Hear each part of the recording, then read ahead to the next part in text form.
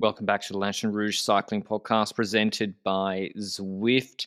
No World Tour racing on this week, but we have Brabantse Pijl on today, men and women's races. The men's is a dot pro race, but a stacked start list, almost as strong as Amstel, really. And there's also the Tour of Turkey happening as well, which will do a results roundup quickly at the end of this. But the men's Brabantse Pijl, it's in the Flemish Ardennes, I believe. It's 205 kilometers long, so not 250 sort of monument length from Leuven, where the world started last year, to Overijse. It's up and down hills all day, not savage cobbles, and they don't block off the size of the cobbles, but the loop they do includes the Moskestraat and the Hertstraat. This is where Pidcock was very good on the Hertstraat last year, which has a gutter on the side of it, 700 meters, 4%, but a steeper bit in it. And he was actually not so good on the Moskestraat, which is 500 meters, 7%, with you have to ride on the cobbles. He was put under pressure by Benoit last year in this race. So he won last year. He was second in Amstel last year. And similar names here again. Alaphilippe, Remco, Benoit, Clock, Ben Turner, Sheffield, Pidcock, as I already probably said, Wellens, Barguil. No MVDP, no Wout, or I think Jumbo at all. But Benji, group of big favourites, went early. That's why this race is so good.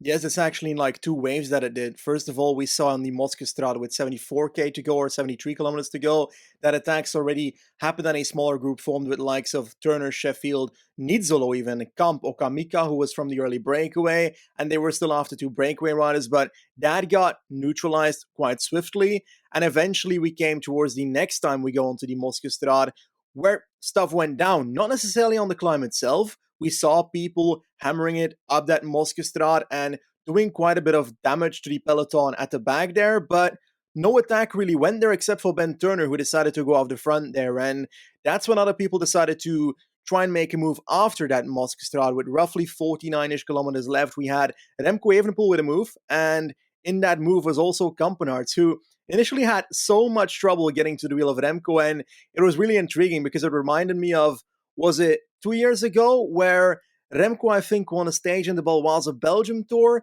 where Kampenaerts was in his wheel for the entire time and then crashed in a corner somewhere. That's some vague memory I've got from that race. But anyway, we had that move by those two riders, but those were not the only two riders trying to go into moves here, because it kind of started becoming that system where you've got a peloton with those two riders trying to bridge towards Ben Turner, and then the next few riders try and close down, and then the next few riders try and close down, and eventually a group of roughly 8-ish riders formed with, again, Remco Evenepoel. We had the likes of Ben Turner, Magnus Sheffield, another INEOS rider, also Tom Pidcock, so a third INEOS rider, and their leader on paper before the race started, Benoit Cosnefroid, the unfortunate second of Amstel the other Sunday, Warren Barguil in here as well, and Tim Wellens. Kampenaerts as well, although he seemed to be a bit in trouble by the time everybody reached to that group, and then eventually came back together. And I think Rob Stannard was also in that group for Alpecin Phoenix here. So that's the group we had ahead.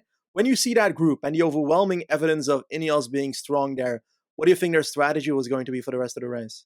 Pidcock sprint, thin it out on the climbs, and then Pidcock sprint, but that would change later. Like he toasted Van Aert in the sprint in this race last year.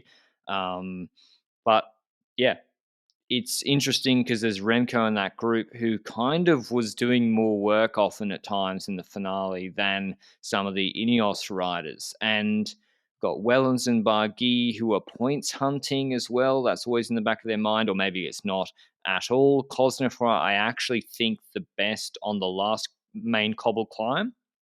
Moskestraat, I thought he was the strongest there.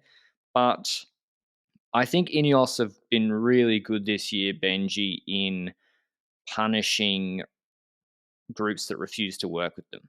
So when people start, I don't think skipping turns with the INEOS guys was an option, where you say you just ride on the front with Sheffield or Ben Turner and we'll sit on, because INEOS respond to that by rolling an attack off the front. And you're like, it's easier for me to just work and take a turn every seven guys than close these huge units attacking. It's how Kwiatkowski got away as well. So I thought there was an opportunity for Sheffield or Clock to win as well. What about Remco?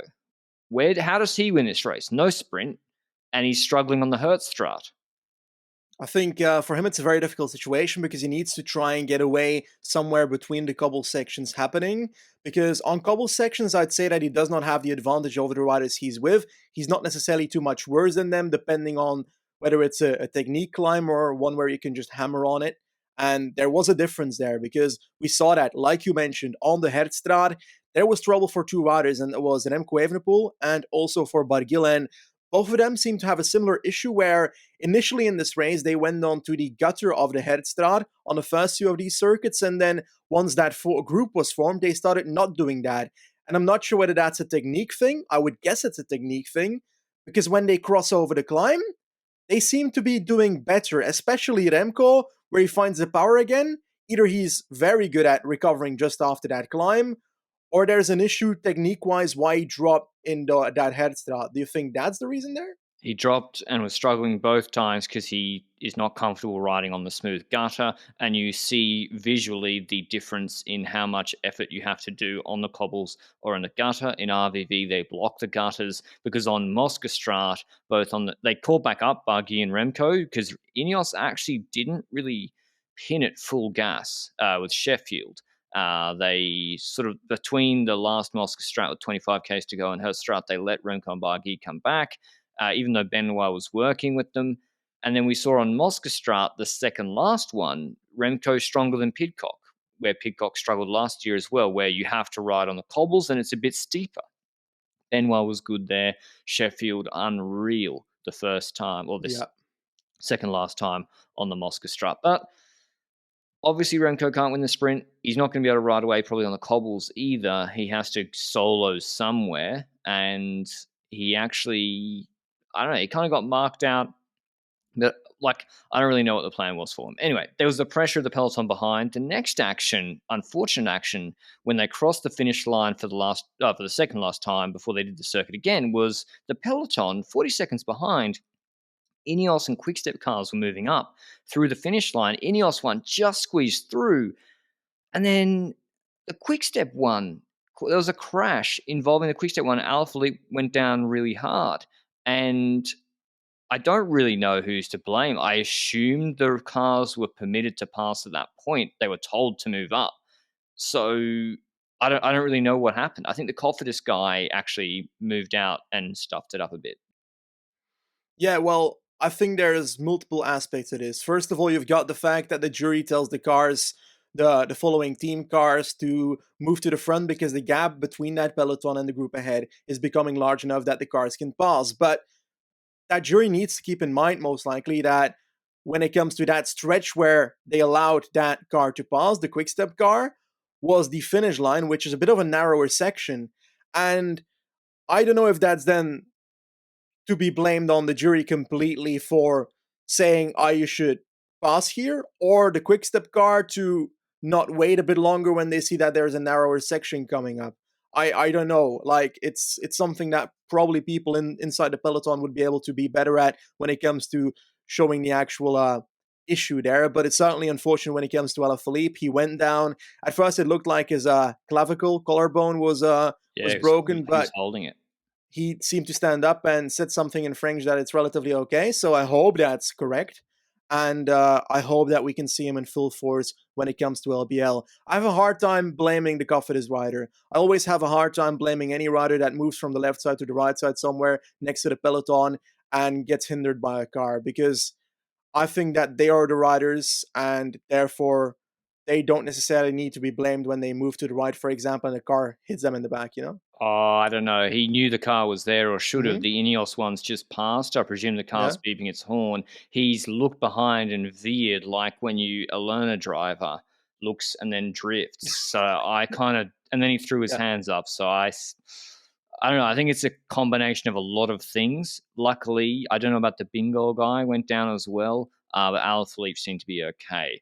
But just to remind you, our show partner, Zwift, are the first ever named sponsor of Paris-Roubaix Femme avec Zwift, as well as the Tour de France Femme avec Zwift. We have that on Saturday, our preview dropping shortly for that race. But the message here is get behind the Paris-Roubaix Femme avec Zwift on Saturday on its own day. It will be hype. Incredible race last year, and now with the support of Zwift, hopefully even bigger and better. But this race, Benji, the other drama was also Remco Evenepoel pushed Ben Turner when they're both trying to follow, I think, Campenaerts or Wellens' wheel. Blythe called Remco a spoilt little brat for it on commentary. He's always like curious. The media perception of Remco, like the way he's addressed by journalists or commentators, it's so different to other riders. It's almost like no Yeah, one would say that about Pogacar or just another, like a Sheffield or someone. Like Ethan Vernon did literally the same thing. Is he a spoiled little brat in Catalonia? And no, he's not. He's not. Maybe he's not a bad person for it. I think he just was like protecting his space, and like he probably won't do it again. Hopefully, won't do it again. But he didn't get disqualified or I relegated. mhm. I think that what he did was wrong and that it's a dumb move. I Yeah, for find it a good sure. decision that the jury came in and warned him for it, an official warning.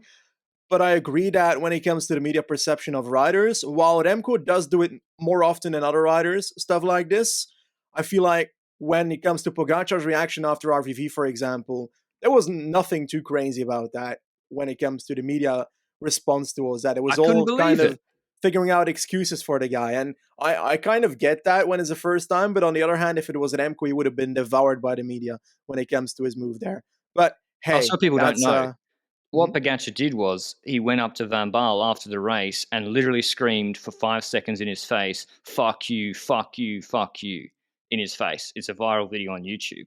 Like, that's actually not something we see on video that often after a race. Anyway, that drama aside, we get to the last lap. It looks like the group behind isn't coming back. Remco isolated, Wellens isolated, Cosnefroy and Barguil as well. 3 INEOS. How are they going to play it? And it became pretty clear, Benji, with him on the radio quite a bit, that Peacock wasn't feeling at least superior to the other riders. He wasn't like, I'm just going to toast Cosnefroy in this. He definitely, I think, was like, Magnus, Turner, you guys need to roll attacks. And that seemed to start, I think. Well, first it was the Hurt start where they went and he was baiting Remco. Remco got dropped again, came back. But like, were you surprised Ineos went with that? Do you think that was a call from Peacock on the road?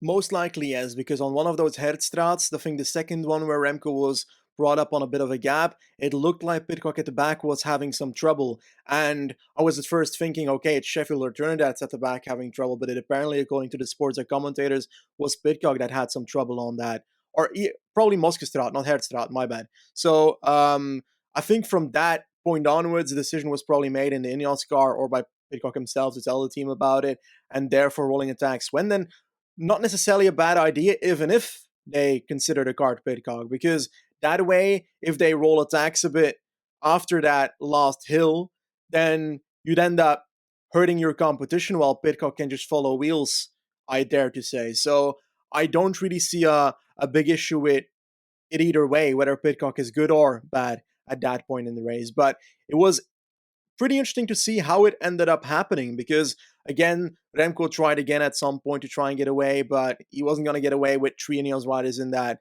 group. That was certain. But it was Ben Turner that moved towards the front like he was spacing. Then Sheffield took over. Sheffield was spacing. And it kind of just felt like the gap opened up and Sheffield didn't know he was attacking because 5 seconds later, he flicked his elbow. And I was like, nobody's in your wheel, mate, right? Yeah.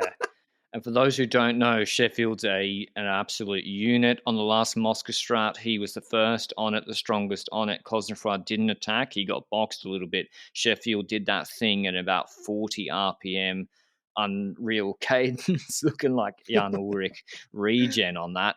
It was like Kwiatkowski rolling off the front on Amstel on the top of the finish line, except this seemed to be unintentional. And the second I saw he had a 5 second gap, I was like, this is a lock. Already Remco's closed things. Barguil has come back to life and closed things, as well as Wellens. Turner and Peacock are going to sit in. You've got the threat of Peacock sprint, of course. Never going to bring him back. I think Remco had one opportunity It was with 10Ks to go. I think Turner was ahead of him or Sheffield, and he sprint closed his wheel, got to the guy's wheel, even though it was a short gap, and then stopped, even though he had a gap off his back wheel. That was the one time he could have gone clear, didn't take it. And I think Wellens was actually really, really strong as well. Incredible performance from Yeah. Wellens. Anyway, Sheffield solos. The chase is never ringing him back. Wins by over 30 seconds, with the group going so slowly that Bling and Dylan Turns are coming back to them. And first of all, incredible win from Sheffield. Saw it Ruta del Sol, absolute unit.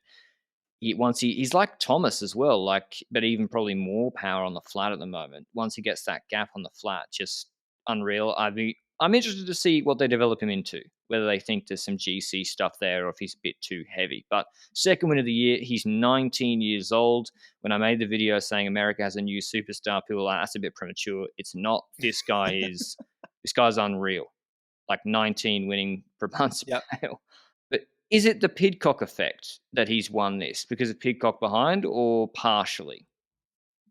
I think certainly it's the Pitcock effect, or at least the team effect, in the sense they had multiple riders. The only way they got away was because the cooperation behind would be lacking, and with two extra riders of INEOS there to stop all the pacing happening there, I dare to say that's yeah, that's something that affects that. People are actively blocking in that chase.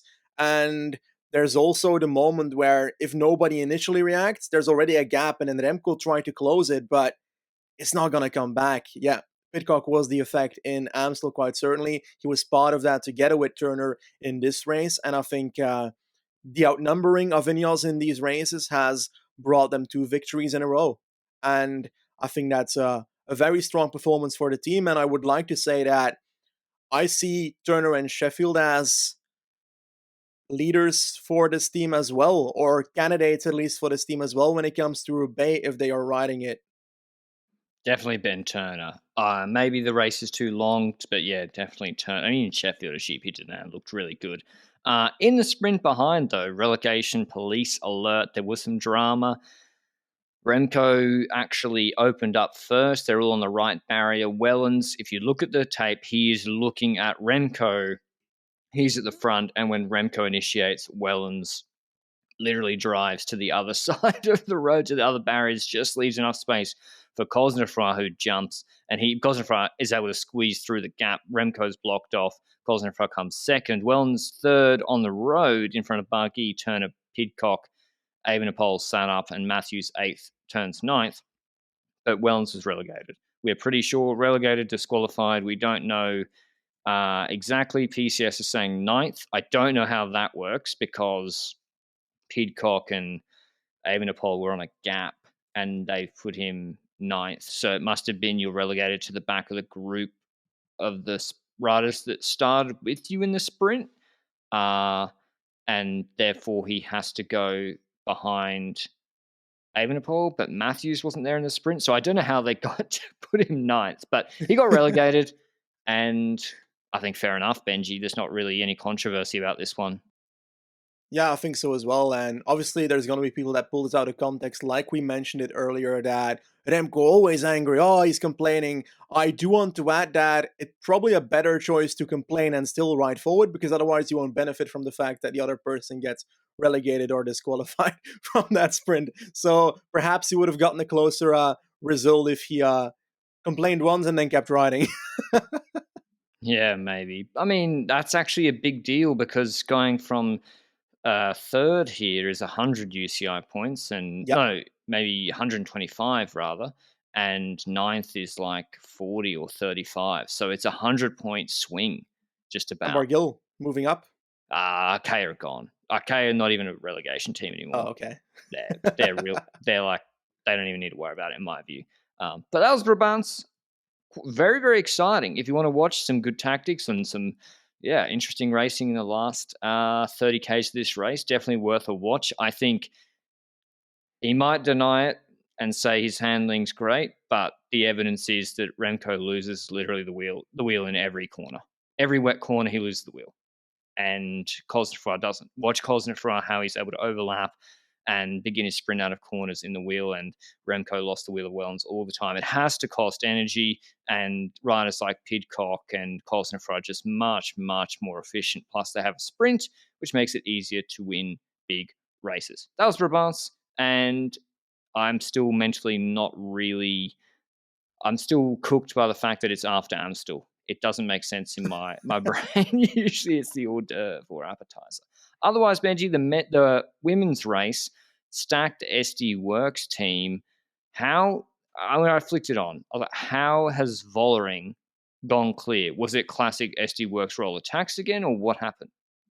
It was actually quite intriguing where there were multiple scenarios in the race. At first, we had a smaller group that was getting clear, including 3 riders of SD Works, Reusser, Vollering, and also another teammate that I completely forgot about. So those 3 riders were in there. Also Niewiadoma of Canyon SRAM. And the interesting part is that every other rider that was solo in that group with those 3 SD Works riders was taking over from the SD Works riders, like completely fully. And Niewiadoma, one of the riders that did it most, actually. And eventually that group got called back, and then we saw a move by the likes of Royakkers, Paulina Royakkers of Canyon SRAM on one of the upcoming climbs, and then Vollering was together with her and attacking away with 2. And the interesting part there was that, once again, a Canyon SRAM rider, Royakkers, who, in my opinion, is worse than Vollering. I think quite a few people will have that opinion. Although Royakkers has been strong recently, if I'm her, I would not take over for Vollering from Vollering, or at least a limited amount of time, so that when it goes wrong and you know that you're going to get dropped by Vollering at some point in this race, then you've got Niewiadoma in the back still and can still do something in this race. Because on paper, Niewiadoma is one of the 3 top riders for this race. And yes, you might be riding for second with Royakkers, and eventually she might be able to fight for that. But it's risky when every other team behind, except for Z-Works and Canyon SRAM, wants to keep the race up. Did you think she should be taking over with Vollering? Not really, to be honest. Like, it's Yeah. different. If she's there with, I don't know, Labou on FDJ, it's tough when you're there with the race favorite, like, or one of the top 3 favorites to be working. Is that really a good situation? I guess the idea is, Benji, we've spoken about it so many times now. Royakkers, Paladin, and Shabby are really good at getting ahead of the race, and then that relieves pressure on Niewiadoma behind. That did work. Niewiadoma was able to keep fresh behind, but is it optimizing your chance to win going with Vollering? The answer was no. Vollering easily dropped Royakkers and basically showed that she is on for the Ardennes, and the early season, the races didn't suit her as much. Remember how good she was in the Hilly Classics last year. And yeah, dropped Royakkers. She gets subsumed. I think, I don't know. It's like, the problem is as well, if Royakkers doesn't pull Benji, what happens? It comes Well, back, SD Works attack again, or what? well, likely that scenario that happens, but like, it's at the end of a race. It's like the last 20 kilometers where those 2 riders are still ahead. And we're moving towards the next Moskestraat, for example, in this parkour. And on paper, Vollering will be able to drop Royakkers from that point onwards. So if Royakkers sits on, at least the gap to the peloton will be lower. And it looked like Vollering was willing to like work properly based on the fact that she still did like 70% of the work in that 2 women group. So I dare to say that it comes back together, and then it's a new scenario that opens up. But I feel like she worked so much that the gap between those 2 riders and the peloton was so large that it became very difficult for when it went wrong in those 2-rider group, for Royakkers to still fix it. And that became clear once Royakkers got dropped on, I think it was the Moskestraat actually, where Vollering went clear solo. And then you've got a situation behind where in the peloton, attacks start to follow. Labou already went and was solo behind those 2 riders. Now, those 2 individual riders in each one in a group. And then Corin Rebecki also tried to get away as well and try to get to Labou's wheel. And then on the next spot of the race was the initial final last 10 kilometers. And again, we've got Vollering with a gap of 20 seconds still on Royakkers with like 4K to go. And we see in the background 5 or 4 riders come up towards Labou first. And that is Lippert of DSM, so a teammate of Labou, who is in 3rd position in the race at that point. Also Niewiadoma in the wheel of Lippert.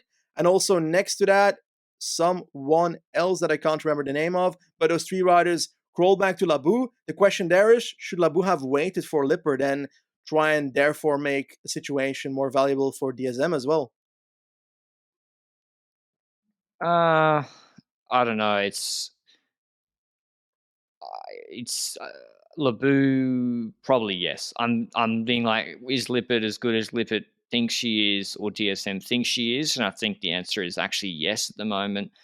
Amstel Gold Race, she was third. So yeah, I think they have been riding like 100% with her as focus, but it was still, I didn't think they were ever bring Vollering back because she does have that TT, and she was able to solo away here with what must be a bittersweet second, probably mostly bitter second for Nivea Doma, who was very strong on the uphill finish, dropping Royce Lebu and co. And beating Lippert in the sprint for second, Lippert third, back-to-back podiums in the first hilly races of the year for her. Yeah, I think getting closer for Scania Stram and Nivea Doma, but still figuring it out. And I think it just went wrong. Vollering was too strong for them today. I think ideally it comes back and she's had an armchair ride. But yeah, I think it's easy to say, oh, just sit on Vollering, but then they might get countered by the other SD Works riders and then you're in big trouble. But maybe not work so much is the answer. But SD Works, Benji, there was reports of Reusser, and what did they say after Amstel? We missed it in the post-race interview. There was no plan. I have no clue what you're referring to at all. I think there was an interview with Reusser and maybe Chantal van der Broek Black Uh-huh. after Amstel, and Reusser they were like, we didn't really know what the plan was today. It was a bit shades of the Dutch Olympics and World Yeah. Champs post-race interviews. Mulman and Vollering as well, they were sort of out of sync on the Kouwberg as well. So I think, is that resolved? I'm not going to say yes just because Vollering won.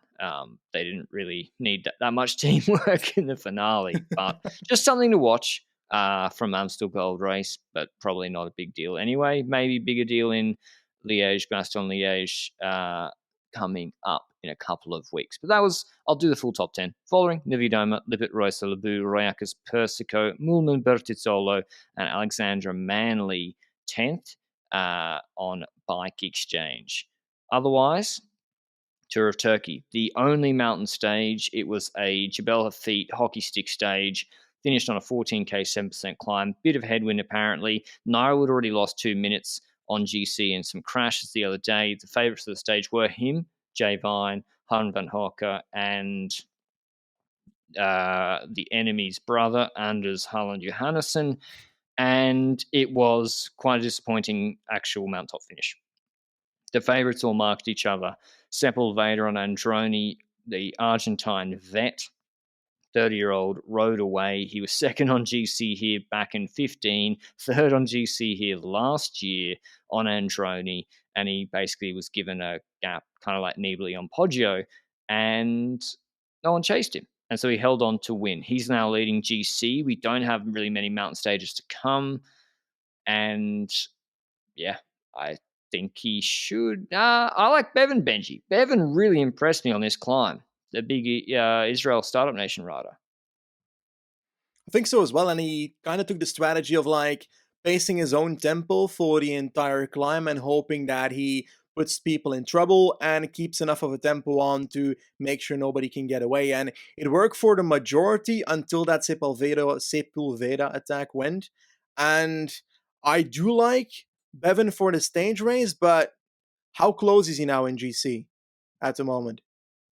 It's a I think, good oof, 14 seconds, so 10 seconds for stage bonuses. He could go for some of the uphill sprint on stage 6. There's like a punchy sprint, I yeah. think. I think stage 7's the one. Androni, if Israel launched the second to last climb, there's like a 7k 6% climb. No, 7k 4%, but it's got the last k at 7%. I think Bevan can solo there, and Jay Vine should try and go with him because they're bigger guys. Sepulveda's like 58 kilograms. I think they should work together and try and move up on GC, and Vine can take the stage. Because I think Bennett will drop, and the sprinters might Mhm. not be able to bring him back. 14k's flat after that descent, or is it you don't see a raid there possible? I see it possible, but I'm also looking when it comes to stage six. Just when it comes to the finish, he's a hilly sprinter. He can get over climbs, as we saw today. I think that finish on stage six might actually go his way as well. Sure, it might also fit a Caleb Ewan who can survive X amount of like 2 kilometers at 5%. Ewan could regularly do, I would dare to say. So there's a possibility there for Bevan to at least podium and get some bonus seconds as well, I'd say. I mean, if Ewan can't get top three on that stage six, then he ain't doing well at Worlds, that's for sure. Or even stage seven, he should be able to get over that climb to the finish. Otherwise, no chance at Worlds. I'm not sure. I haven't read the Tour of Turkey road book in detail for my bedtime reading. If there's intermediate sprint bonus seconds, there probably Yeah. is. Then Bevan and Israel should really be going for them as well to put pressure on Sepulveda because Bevan is quite fast. Second, I think, to Sagana Colbrelli in a Tour of Romandy sprint in the rain last year. But that's all from us. The Brabants roundup. We'll have the Paris-Roubaix preview in the next couple of days. A bit later this time because I refuse to have start list changes ruin my mood after we've published the preview. Thanks as always to Zwift for supporting the podcast, and we'll see you later. Ciao.